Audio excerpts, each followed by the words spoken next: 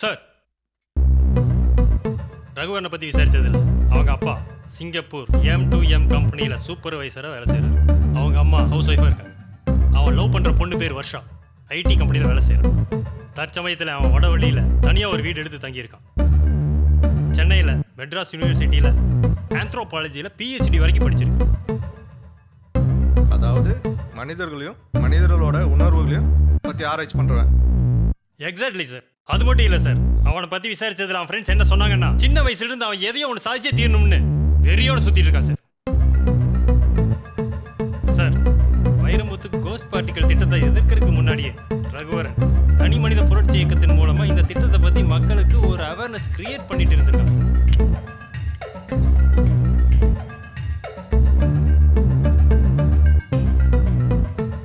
எங்கேயோ இடிக்குதே.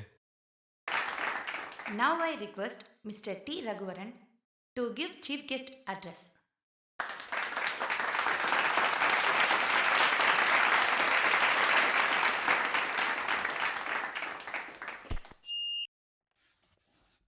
அனைவருக்கும் வணக்கம். இன்றைய இளைஞர்கள் நாளைய எதிர்காலம்.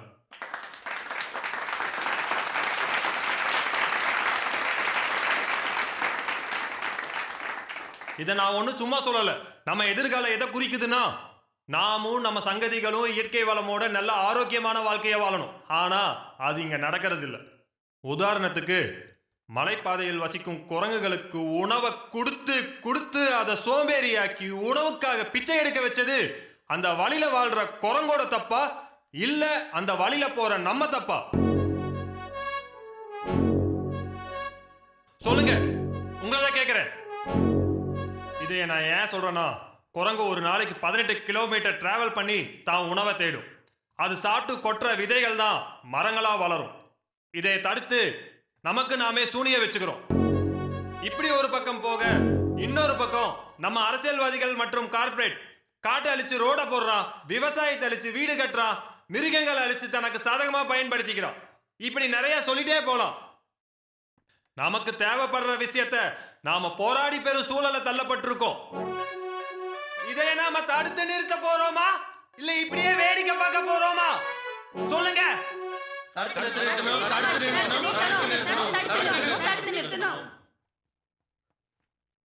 இளைஞர்களே, எழுச்சி கொண்டு வாருங்கள் நம் இயற்கை வளத்தை காப்பதற்கு.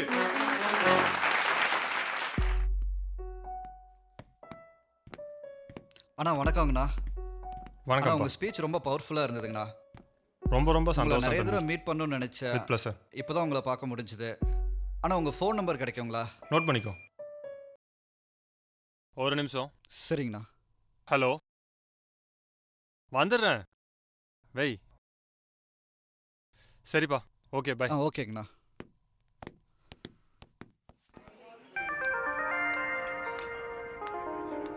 என்ன சார் ரொம்ப பிஸியோ? சரி, என்ன சாப்பிடலாம்? உன்னோட விருப்பம். Love rose. Okay. Excuse me, 2 love rose. ஏதோ ஃபேஸ்ல ஒரு கலர் தெரியுது.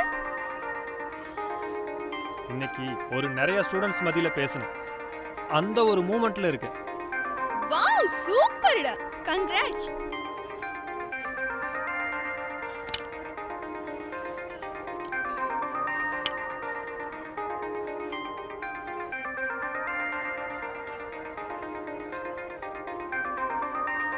ஏய், என்னாச்சு? குடி.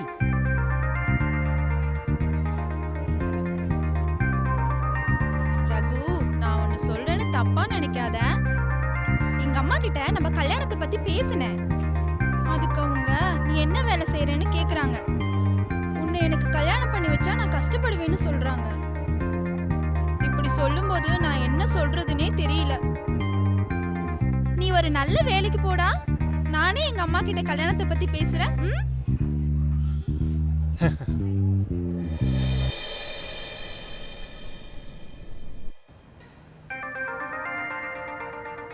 சரி, ஓகே ரகு, பார்க்கலாம். பாய். வர்ஷா, வேலைங்கிறது நாம உருவாக்குறதா இருக்கணும். அது நம்மளை உருவாக்க கூடாது. ரகு, நான் இப்பவும் சொல்றேன், இது உன் லைஃப். நீ தான் முடிவெடுக்கணும். டைம் ஆயிடுச்சு. பாய்.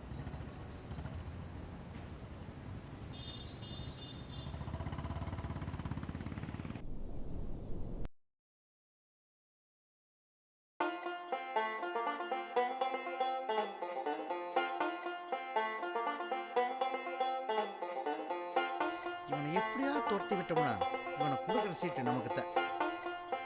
இவன் வேற எங்க போனாலும் கூடயே வந்து. ஆபீஸ்க்கு வாங்க, டீல முடிச்சிடலாம். வச்சுட்டுமா? வணக்கம் தலைவரே. தலைவரே, இவனுங்க 2 பேரும் அவரை முடிச்சுட்டு இங்க வந்திருக்கானுங்க. இவனுக்கு தானே அது சேர்ந்து வந்திருக்கானுங்க, பாத்துக்கலாம் விடு. தலைவரே ஹலோ, என்னையா என்ன சொல்ற? மீம்ஸா?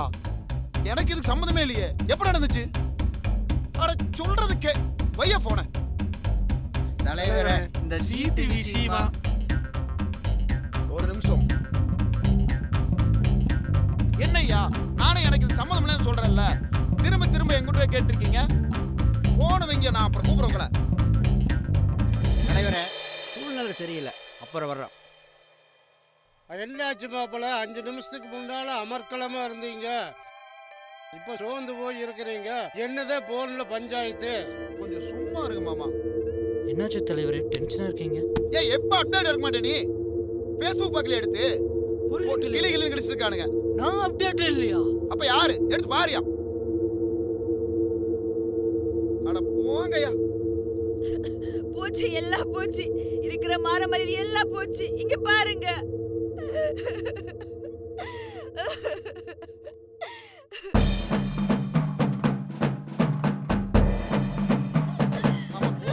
போமா, என்ன மாப்பிள்ள பார்த்து போமா. வணக்கம் தலைவரே. தலைவரே, ஏதாவது பிரச்சனைங்களா தலைவரே? என்ன நினைச்சுக்க இந்த மீடியா? வைரமுத்து கொலைக்காரன ஆளுங்கட்சியா கார்பரேட்டான விவாதம் பண்ணிட்டு இருக்காங்க. 10வது வரைக்கும் எடையும் மகளிரையும் வச்சு மீம்ஸ் போட்டிருக்காங்க. என்ன புடிங்கிட்டு இருக்கீங்களா? தலைவர், நீங்க யாரும் தெரியாம விளையாடுறாங்க. என்னைய விளையாடிட்டு இருக்காங்க? எங்க தலைவர் இந்த இடத்துக்கு வரைக்கும் எவ்வளவு கஷ்டப்பட்டிருக்கா தெரியுமா? சும்மா மீசா போட்டு கிழிக்கிறாங்க. தலைவரே, கூடிய சீக்கிரத்துல நான் வந்து ஸ்டெப் இருக்கேன் தலைவரே.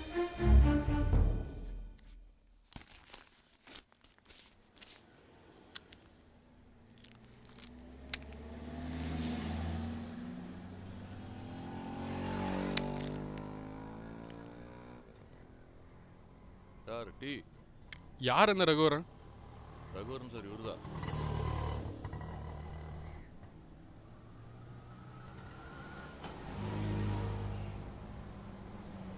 கோவையை அழிக்க காத்திருக்கும் கார்ப்பரேட் முதலைகளுக்கு எதிராக ரகுவரனின் போராட்டம். நம்ம அடையாளத்தை எப்பவும் நம்ம விட்டு கொடுக்க வேண்டிய அவசியம் இல்லை. நம்ம அடையாளத்தை மாற்றக்கூடிய கும்பல் இங்க நிறைய பேர் இருக்காங்க. Yes, corporate. நம்ம இந்தியாவை ஆளக்கூடிய கார்ப்பரேட் நிறைய பேர் இருக்கானுங்க. அதில் ஒரு சின்ன பாட்டு தான் இந்த விசெட் கம்பெனி. இவனுங்க நம்ம மாநில அரசோட சேர்ந்து நம்ம இயற்கை வளத்தை அழிக்க பார்க்குறானுங்க. மக்கள் அவன் வேலையை பார்க்கும்போது நீங்க எப்படி ஒரு கூட்டத்தை சேர்க்க போறீங்க? தனியாக இருந்த எனக்கு உங்கள் கை சேர்ந்தது ஒரு மிகப்பெரிய பலம். இன்னொரு பக்கம் தனக்காக வாழாம மற்றவங்களுக்காக வாழ்கிற கூட்டத்தை தான் பார்க்க போகிறோம். Good morning guys. Morning Varun. Morning. Good morning. So hi guys, morning.